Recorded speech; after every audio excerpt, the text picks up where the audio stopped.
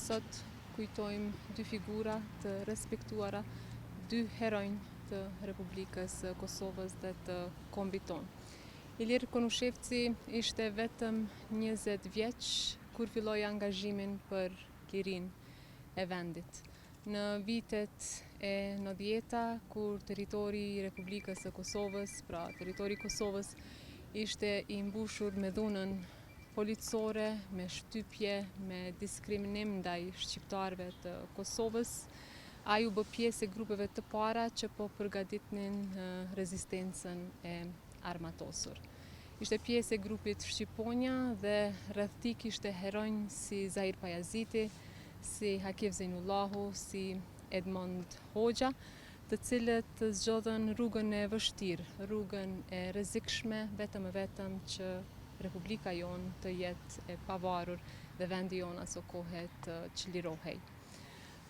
Ilir Konushevci dhe Hazir Malaj janë dy figura shumë të rëndësishme të kombit tonë.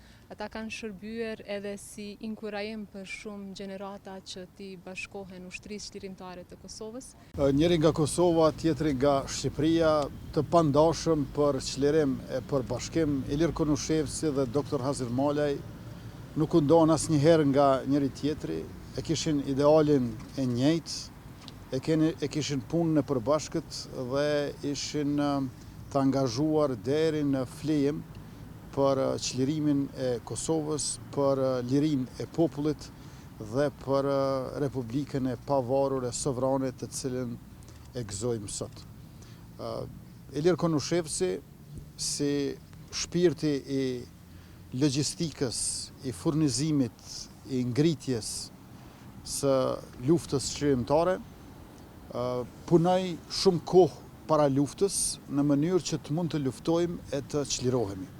Andaj sot kur e shohim Forcën e Sigurisë të Kosovës me armatimin e municionit modern e të shumtë që ka, me rrallët e saj që sa vije e shtohen, ndjejmë se po e lajmë një pjesë të vogël të borxhit të madh që kemi ndaj të gjithëve dëshmorëve të kombit, ndaj të gjithëve martirëve të luftës së fundit, e në veçanti ndaj njerëzve si Ilir Konushevci e Dr. Hazir Malaj,